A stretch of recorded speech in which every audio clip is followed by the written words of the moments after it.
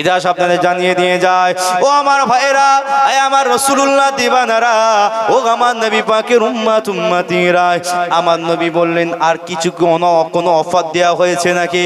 বলা হলো মুহাম্মদ সাল্লাল্লাহু আলাইহি ওয়াসাল্লামকে গিয়ে বলবে, আব্দুল্লাহর বেটা মুহাম্মদ সাল্লাল্লাহু আলাইহি ওয়াসাল্লাম, তানার যদি জায়গা জমি সম্পত্তি যদি প্রয়োজন হয়ে যায়, আমরা আবু জেহেলরা টোটাল মক্কার অর্ধেকটা মুহাম্মদ সাল্লাল্লাহু আলাইহি ওয়াসাল্লামের নামে লিখে দেবো। ও আমার ভাইয়েরা, আমার নবী বললেন আর কি কোনো অফার দিয়েছে কিনা? বলা হলো মুহাম্মদ আরবি সাল্লাল্লাহু আলাইহি ওয়াসাল্লামকে গিয়ে বলবে, মুহাম্মদ সাল্লাল্লাহু আলাইহি ওয়াসাল্লামের যদি কোনো মহিলার প্রয়োজন হয়, মেয়ের প্রয়োজন হয়, তাহলে আমরা তাম পৃথিবীর জমিনের সব থেকে টপ র্যাঙ্কের মহিলা মুহাম্মদ সাল্লাল্লাহু আলাইহি ওয়াসাল্লামের কাছে এনে দেব। আমার নবী বললেন আর কি কোনো অফার দেওয়া হয়েছে নাকি? চতুর্থ নম্বর অফার দেওয়ার কথা বলা হলো, এ মুহাম্মদ আরবি সাল্লাল্লাহু আলাইহি ওয়াসাল্লাম, বলা হলো মুহাম্মদ সাল্লাল্লাহু আলাইহি ওয়াসাল্লামকে গিয়ে বলবে তিনি যদি তার ব্রেনের ট্রিটমেন্ট করতে চায়, তাহলে আমরা আবু জেহেলরা একটা বড় হাকিম এবং ডাক্তার দিয়ে সেই মুহাম্মদ সাল্লাল্লাহু আলাইহি ওয়াসাল্লামের ট্রিটমেন্টটা করা হবে। আমার নবী বললেন, এ মক্কা থেকে আগত মেহমানেরা, এবার আমাকে তোমরা বলো, আবু জেহেল তো খামাখা আমাকে অফার দেবে নাই, নিশ্চয়ই এর ভেতরে আবু জেহেলের কোনো স্বার্থ লুকিত রয়েছে। একবার আমাকে বলো, এর বিনিময়ে আবু জেহেল আমার কাছ থেকে কি আশা করেছে, কি আমার কাছ থেকে চায়? ওই সময় বলা হলো, এ মুহাম্মদ আরবি সাল্লাল্লাহু আলাইহি ওয়াসাল্লাম, এর বিনিময়ে আবু জেহেল বলে পাঠিয়েছে মুহাম্মদ সাল্লাল্লাহু আলাইহি ওয়াসাল্লামকে গিয়ে বলবে আল্লাহ বলা যাবে না, রাসূলের দাওয়াত দেওয়া যাবে না, কোরআনের আওয়াজ তোলা যাবে না, হক কথা বলা যাবে না, সত্য কথা বলা যাবে না, সত্যবাণী প্রচার করা যাবে না, জান্নাতের কথা বলা যাবে না, জাহান্নামের কথা বলা যাবে না, মানুষকে সত্য রাস্তার দিকে ডাকা যাবে না। মুহাম্মদ সাল্লাল্লাহু আলাইহি ওয়াসাল্লামকে গিয়ে বলবে, যদি মুহাম্মদ সাল্লাল্লাহু আলাইহি ওয়াসাল্লাম এই অফার অ্যাকসেপ্ট করে, তাহলে মুহাম্মদ সাল্লাল্লাহু আলাইহি ওয়াসাল্লামকে তাহলে আল্লাহর ওয়াহদানিয়াতের প্রচারটা বন্ধ করে দিতে হবে। ও আমার সমাজের যুবকেরা, ও আমার মায়েরা, বোনেরা, ও আমার ভাইয়েরা, এখনো দুনিয়ার জমিনে কিছু আমার এই রকম মুসলমান রয়েছে যারা টাকা খানেওয়ালা, পয়সা খানেওয়ালা, গাদ্দারওয়ালা, মুনাফিকওয়ালা, চিটিংবাজওয়ালা, ধাপ্পাবাজওয়ালা, আর এরকম মুসলমান রয়েছে যারা এই সমস্ত মানুষের অফারগুলোকে অ্যাকসেপ্ট করে নিয়ে তারা সমাজে অশ্লীলতা ছড়ায়, খারাপ ছড়ায়, সমাজে মারামারি শুরু করে দেয়, দ্বন্দ্ব লাগিয়ে দেয়, ভাইয়ে ভাইয়ে মারামারি শুরু করিয়ে দেয়। ও আমার ভাইয়েরা, এখনো আমাদের ভেতরে ঈমান করার জন্য এই রকম হাজারো অফার চলছে।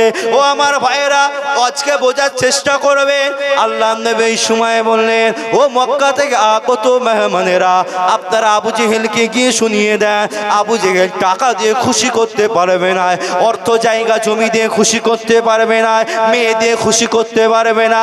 যদি আবু জেহেল আমাকে খুশি এবং রাজি করতে চায়, তাহলে আবু জেহেলকে গিয়ে বলে দেন, আবু জেহেল যেন আমাকে নবী বলে মেনে নেয়, আমার আল্লাহকে আল্লাহ বলে যদি মেনে নিতে পারে, আমি মুহাম্মাদুর রাসূলুল্লাহ সাল্লাল্লাহু আলাইহি ওয়াসাল্লাম ওই আবু জেহেলের উপরে সব থেকে বেশি খুশি হয়ে যাব।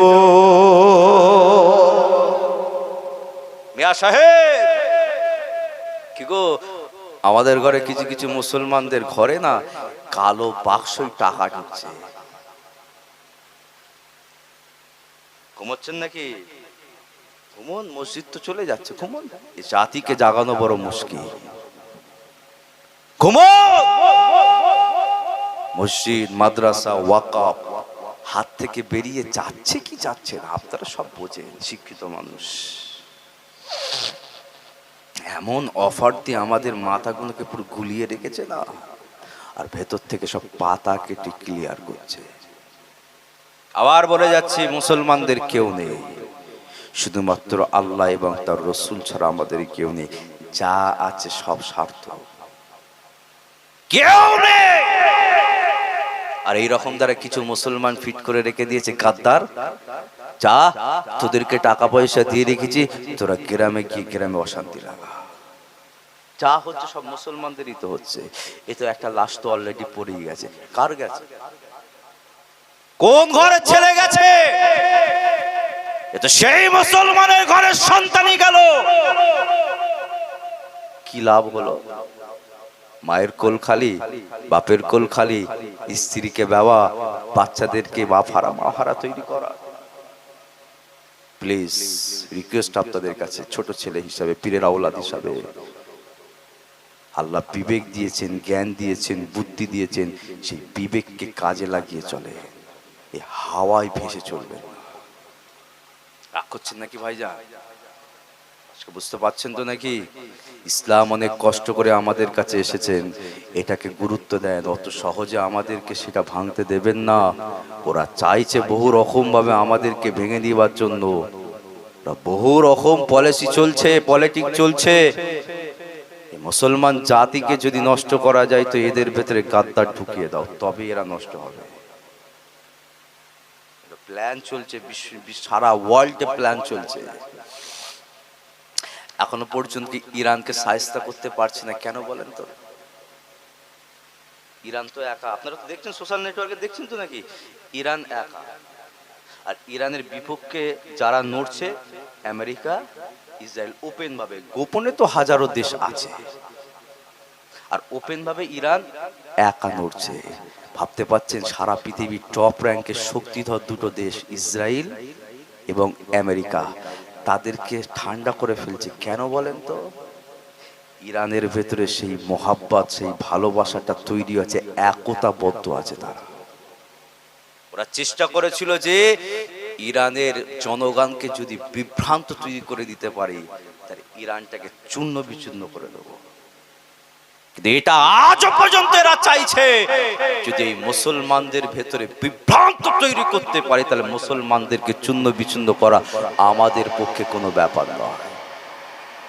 এটা আজ থেকে কনসেপ্ট নয়, এ আমার রাসূল হায়াতে থাকা অবস্থা থেকে এই কনসেপ্ট চলছে। মক্কার কাফেররা বলেছিল যে না, তলোয়ারের বিনিময়ে মুহাম্মদ সাল্লাল্লাহু আলাইহি ওয়াসাল্লামের সাথে জীবনে জিততে পারবো না।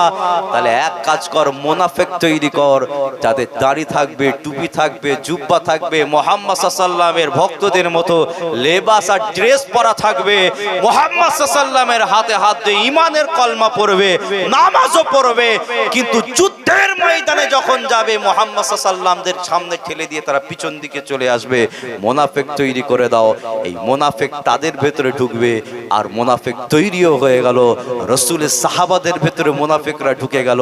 মক্কার সাহাবাদেরকে একরকম বোঝায়, মদিনার সাহাবাদেরকে আরেক রকম বোঝায়, মুহাজিরিনদেরকে একরকম বোঝায়, আনসারীদেরকে একরকম বুঝিয়ে দুটো সাহাবাদের ভেতরে দ্বন্দ্ব লাগাবার বিশাল প্ল্যান তৈরি করে ফেললো।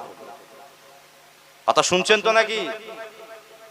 অত সহজ নয় মিয়া সাহেব। কিন্তু আমার নবীর সময় এ মুনাফিকরা চেষ্টা করেও পারলো না মুসলিমদেরকে ভাগ করতে। আবু বকর সিদ্দিক হুজুর যখন খোলাফায়ে রাশিদিনের নেতৃত্ব বসলেন, তানার সময়তেও মুনাফিকরা চড়াও হতে পারলো না। ওমরে ফারুক যখন খোলাফায়ে রাশিদিনের দ্বিতীয় খলিফা হলেন, তানার সময়তেও মুনাফিকরা চড়াও হতে পারলো না। কিন্তু তৃতীয় খলিফা ওসমানে গনি হুজুর যখন খোলাফায়ে মাসনাদে বসলেন, তানার ইন্তেকালের পর থেকে নিয়ে মুনাফিকরা বড় চড়াও তৈরি হয়ে গেল। যে ইসলামের ইতিহাসে দুটো যুদ্ধ তৈরি হলো, জঙ্গে জামালের যুদ্ধ, জঙ্গে সিফিনের যুদ্ধ, জঙ্গে কারবালার যুদ্ধ হইলো। ভাইজান, এই দুটো যুদ্ধে এদিকেও মুসলমান ছিল, ওদিকেও মুসলমান ছিল। এদিকেও সাহাবে রাসূলুল্লাহ দাঁড়িয়ে ছিল, ওদিকেও সাহাবে রাসূলুল্লাহ দাঁড়িয়ে ছিল। না কোনো কাফের ছিল, না কোনো মুশরিক ছিল, না কোনো বেদুইন ছিল, সব মুসলমান ছিল। এই যুদ্ধটা তৈরি করলো। আর এই রকম কিছু মুনাফিক, যে এখনো পর্যন্ত সেই মুনাফিক আমাদের ভেতরে রয়েছে, যাও এদের ভেতরে ঢুকে এই মুসলমানদেরকে বিভ্রান্ত তৈরি করে দাও, এদের ভাই ভাই দ্বন্দ্ব লাগিয়ে দাও, মারামারি লাগিয়ে দাও, ভাই ভাই যেন মারপিট করে মরে যায়। এদেরকে একটা জায়গায় আসতে দেওয়া যাবে না। যদি মুসলমান একটা কাতারে আসতে পারে, একটা ছাতার তলায় আসতে পারে, একটা নেতৃত্ব মানতে পারে, যদি মুসলমান একতাবদ্ধ হতে পারে, তাহলে এই মুসলমানদের ইতিহাস যদি দেখা যায়, তাহলে এরা আবার পদক তৈরি করতে কোনো ব্যাপার মনে করবে না, ওহদ তৈরি করতে কিছু মনে করবে না, জঙ্গে জাওয়াত তৈরি করতে কিছু মনে করবে না। যে এই মুসলমানরা যদি একতাবদ্ধ হয়ে যায়, এরা আবার সেই রকম ওহদ আর বদর তৈরি করে দেবে। কিন্তু না, এই মুসলমানদেরকে এক করা যাবে না। মুনাফিক ঢুকা, কথা ভুল বলছি নাকি? মুনাফিকগুলোকে চিনার চেষ্টা করে। আমরা ইয়েজিদি ভক্ত মুসলমান নয়, আমরা হুসাইনি ভক্ত মুসলমান। আপনারা ইয়েজিদকে মানেন না হুসাইনকে মানেন? আওয়াজটা আসতে হচ্ছে কেন? রাত গভীর হয়ে গেছে বলে ঘুম পেয়ে গেছে নাকি? ইয়েজিদকে মানেন না হুসাইনকে মানেন? ইয়েজিদ তো একটা আল্লাহর রসুলের একজন জলিল কত সাহাবার ছেলে, তার নামে কেউ নাম রেখেছে দেখেছেন? যা আমার ছেলেটার নাম ইয়েজিদ রাখবে। কাউকে দেখেছেন কোন জায়গায়? কোন জায়গায় দেখেছেন যে ইয়েজিদের নামে সবরেসানি হচ্ছে? কোন জায়গায় দেখেছেন? কেন হয়? তিনি তো আল্লাহর রসুলের একদম জলিল কত সাহাবা, কাতিবে ওহী বলা হয়। আমির মাবিয়া রাদিয়াল্লাহু তাআলা আনহুর লাখতে জিগার সন্তান, যে আমির মাবিয়া রাসূলুল্লাহর পাশে বসে বসে ওহী লিখতেন। জিবরিল আলামিন নবীকে বলতেন, নবী বলতেন, সেটাকে ওহী হিসাবে লিখতেন। আমির মাবিয়া রাদিয়াল্লাহু তাআলা তানার সন্তান ইয়েজিদ, তাকে কেন মানছে না? আমরা ইয়েজিদি ভক্ত নয়, আমরা হচ্ছে হুসাইনি ভক্ত। যে ইমাম হুসাইন হকের উপর, সত্যের উপর, ন্যায়ের উপর, ইনসাফের উপরে যে ইমাম হুসাইন দাঁড়িয়েছিলেন, যে ইমাম হুসাইন ইয়েজিদ ইমাম হুসাইনকে বলেছিল, ও ইমাম হুসাইন আমাকে খলিফা বলে মেনে নাও, কিন্তু ইমাম হুসাইন বলেছিল, ইয়েজিদ তোমাকে খলিফা বলে তখনই মানবো যখন তুমি তোমার খারাপ জিনিসগুলোকে সরিয়ে দেবে, ওয়াসিলিন কাজ থেকে দূরে সরে যাবে, মদ খাওয়া থেকে দূরে যাবে, শরাব পান করা থেকে দূরে যাবে, বিভিন্ন খারাপ ওয়াসিলিন কাজ থেকে যখন তুমি তওবা তিল্লা করে সরে যাবে, আমি ইমাম হুসাইন তখন তোমাকে খলিফা বলে মেনে নেব। ইয়েজিদ বলল, ও ইমাম হুসাইন তুমি আগে আমাকে খলিফা বলে মানো, তারপরে আমি সমস্ত খারাপ কাজ থেকে দূরে সরে যাব। ইমাম হুসাইন বলেছিলেন, সর কাটা সকতে কে লেকিন সর ঝুকা नहीं सकते।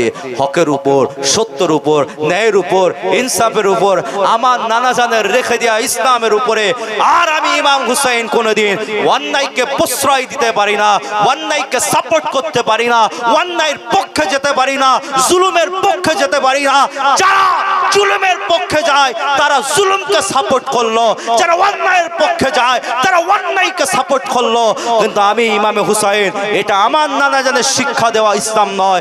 আমার নানা জান হকের শিক্ষা দিয়েছে, সত্য শিক্ষা দিয়েছে, ন্যায়ের শিক্ষা দিয়েছে, ইনসাফের শিক্ষা দিয়েছে।